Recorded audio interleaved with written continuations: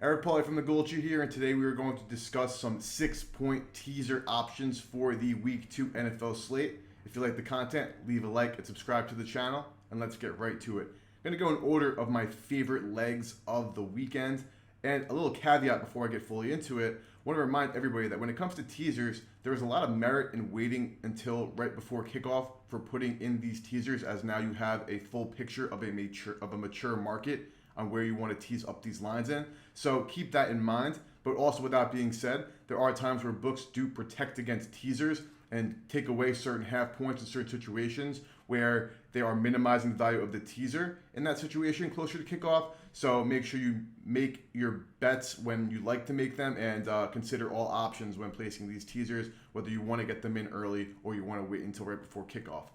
But let's get into some looks that I like immediately. First one that sticks out is the Dallas Cowboys being teased from 7.5 to 1.5. A couple of reasons on this one. For starters, I think that number is too short despite the Jets' comeback victory and losing Aaron Rodgers and Dallas's blowout at the New York Giants.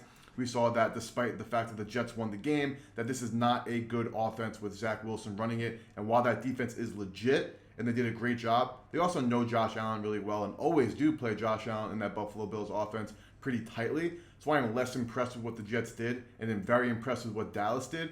And considering that Rodgers has just been ruled out, this number might even balloon up to 8.5, 9.5, which will then take it out of teaser range. So I like this one early. Dallas teased down to 1.5.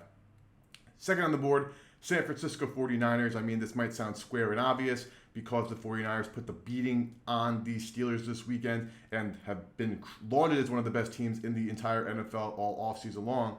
But the Rams came into Seattle and they beat the Seahawks, and that's going to give them a little bit of respect to go in there and do that on the road.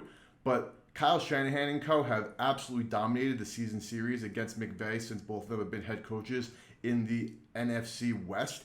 And getting San Francisco down from 8 to 2 has you, of course, covering the key numbers of 7 and 3 in this matchup. And considering how I like the 49ers, and I think even after that win, they still might somehow be slightly underrated, and the Rams are one of the worst teams in football. I still believe that even after that win.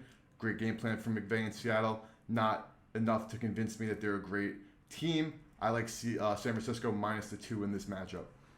And last but not least, another one that fits this Wong teaser criteria. Again, just if I didn't mention it before, the reason why Dallas and San Francisco are also very strong are because the totals of these games are relatively low, which is a crucial factor in these teasers. And going into my final one that fits this traditional mold, I like the Pittsburgh Steelers plus 8. I'm really hoping that it gets to 8.5 because, of course, that half point would be crucial in teasers. Now, yes, I just talked about how the Niners put the beat down on the Steelers. The Browns looked fantastic in that matchup on defense. Their offense has some work to do. I think this is a motivational game. The Steelers always play the Browns really well and really close. Now, of course, the Steelers are again going to be hosting in this matchup. So we know Mike Tomlin, one of the best motivators and coaches in football, is going to get his team ready to go against a Browns team that has a ton of hype this offseason. At 8.5 points on a primetime game with an over-under of 40.5 points. Give me the home divisional dog plus the 8. Would love the 8.5. I'm really hoping that I do get an 8.5 at some point, but that is on my eye. Now, two other targets don't fit the traditional Wong criteria, but teams that I think are worth mentioning because I think that now that the extra points would move back, some of the final scores and key numbers in the NFL are shifting around ever so slightly.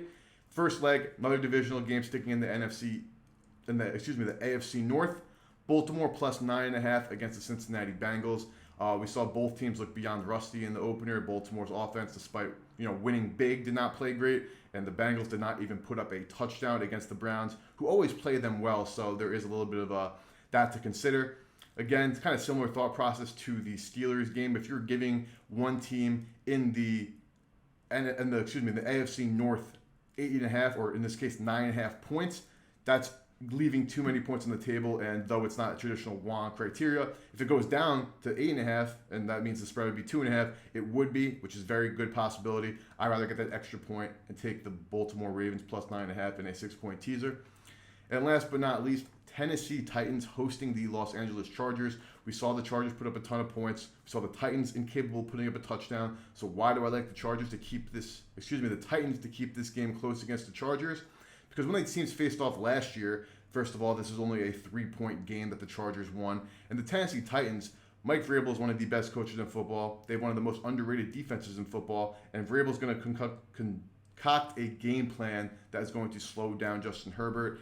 Asking for Tennessee to lose just by 9. This is a team that is slightly underrated by the market, according to mine and the GoldSheet's numbers. So we believe that this game actually is closer than advertised, and getting that teaser up to +9 is worthwhile. There are a few other options on the board this week, but these are our favorite options and my favorite options on the board this week.